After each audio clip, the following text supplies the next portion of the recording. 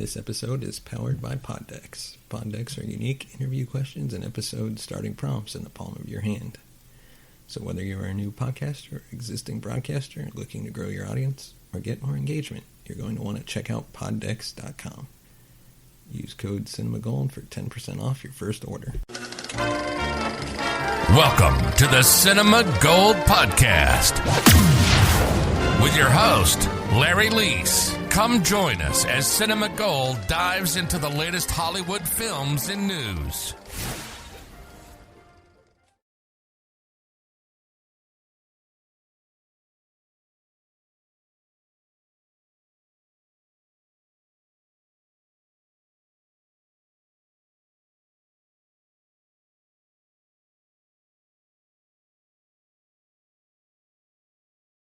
Hello and welcome to an all-new episode of what I'm calling Somehow I Manage, a deep dive reviewing every season of NBC's beloved sitcom, The Office. We'll spend a little time looking at the main plot points, share some of my thoughts, look at the deeper meaning, and some of the highs and lows of the season. So let's get started.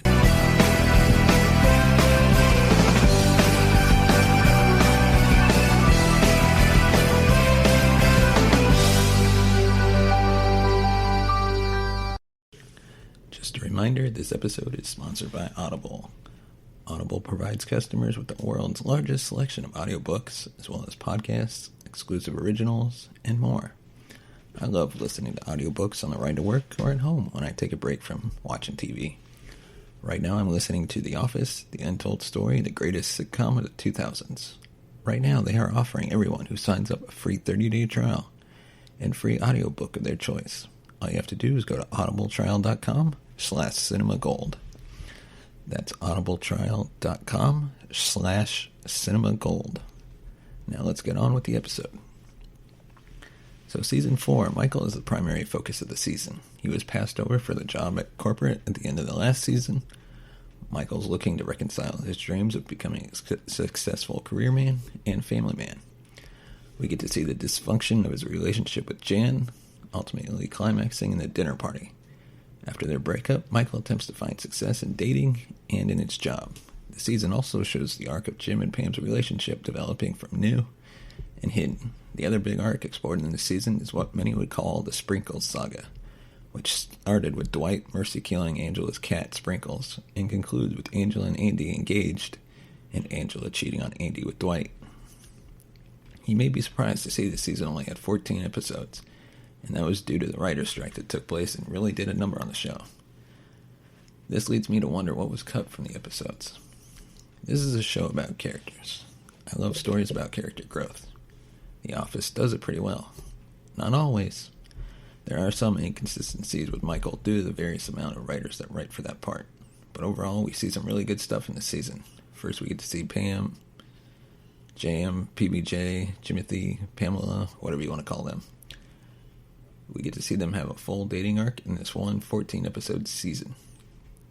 It may seem rushed, but as Jim said several times, he's been pretty much ready for this since the day he met Pam.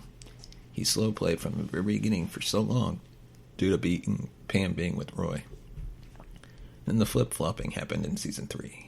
We get to see Pam becoming her own woman, become confident, now with Ryan creating a fire under Jim, and Jim facing his future with Pam. He realizes that it's time to start engaging himself and his job. And with Pam, when we get to see PB and J's relationship shine through these moments too. So yes, a lot of good stuff about Jim and Pam in this one. But we also get to see Michael. As I said earlier, this is Michael's season. We get to see a full arc of sorts in this season for Michael as well. It's painful to watch Michael pretend to have it all in the early parts of the season. We know how badly he wants a family, but he's forcing it. What we see as the season goes on, how crippling this is on him. Michael starts with blind optimism in all things, not just Jan, but then that optimism hits a low point in The Survivor Man and Dinner Party. After that, it seems that Michael's resolute about getting his stuff together, but also being content, seeing how things really are. Of course, Michael isn't fixed. If he were, we wouldn't get all the good stuff out of his character. And then Ryan. We see Ryan enter the scene as a temp, the temp who became the executive, and the executive who went to jail. Ryan's character change is so abrasive that I don't know if it's good or bad writing. On one hand, we know that Ryan is ambitious. On the other hand, he's always been a relatively normal guy. But as soon as he has power, it's corrupted him immediately. What's more is that every episode we see Ryan, he becomes more and more disheveled as the season goes on. We see it in his appearance and in his behavior, even though he tries to keep things cool on the outside. We know that everything's falling apart on the inside. I'd like to remind everyone this episode is sponsored by Poddecks. Poddecks are unique interview questions and episode starting prompts in the palm of your hand. So whether you're a new podcaster or existing broadcaster, looking to grow your audience or get more engagement, you're going to want to check out Poddecks.com. Use code CinemaGold for 10% off your first order. And now let's get back to our review of The Office Season 4. I'm going to say that the overall thesis for this season is be real. I think that every lesson, every arc, every character demonstrates this in some way, shape, or form. Let me just break it down real quick, rapid point style. Michael starts the season off with extreme optimism, but it blinds him as to what his reality really is. Michael refuses to be real with Jan about their money situation, and it restricts him from his relationship being able to grow.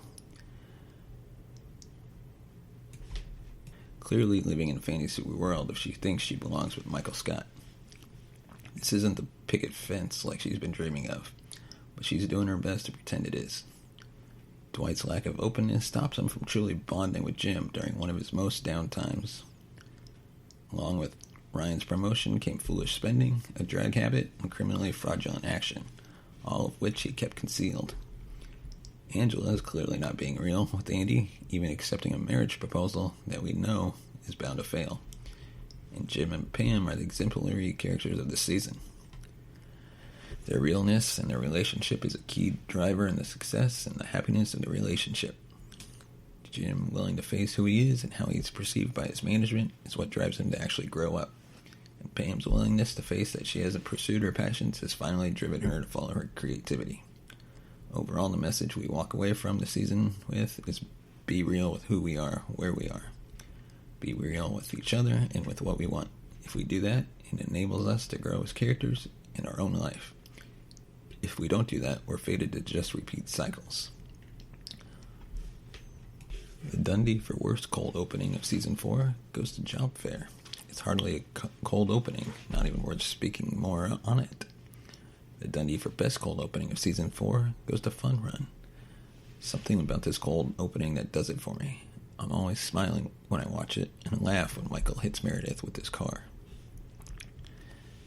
Now the worst episode of Season 4, Launch Party. The cold open is great, but everything else is best described as bleh. I rated a 3 out of 5, which I think might be overly generous. And of course, the Dundie for the best episode in Season 4, it's probably pretty obvious, Dinner Party. If you're curious, I love the episode. It's 22 minutes of comedic genius. And the Dundie for best Michaelism of Season 4 goes to... I declare bankruptcy! I had an internal debate on this one, but Steve Carell's performance of this is amazing. I don't know if anybody else could make this as funny as he does. It's amazing. Alright? Dundie for best moment of Season 4. Michael and Jan at the dinner party. Can't say it enough. This episode is amazing. It literally won real awards, not just my dumb Dundies. Oh, the writers were nominated for an Emmy for outstanding writing for this episode, and the director won in 2008 Directors Guild Award for Outstanding Director in a Comedy. So there you have it. Season 4 is officially done, and now I'm kind of sad. I love the season with all its highs and its lows. If you're enjoying this, please give us a rating and review on Apple Podcasts. As always, let us know your thoughts about the season. What were your favorite moments? Send us a voice message and be featured in an upcoming episode by calling 682-305-0483. Follow us on Twitter at CinemaGold2. Like us on Facebook, Cinema Gold Movies. Thank you for listening to the Cinema Gold Podcast. If you want to become a supporter, you can buy us a coffee at buymeacoffee.com/cinemagold. Follow us on Twitter at cinemagold2 and like us on Facebook at facebook.com/cinemagoldmovies.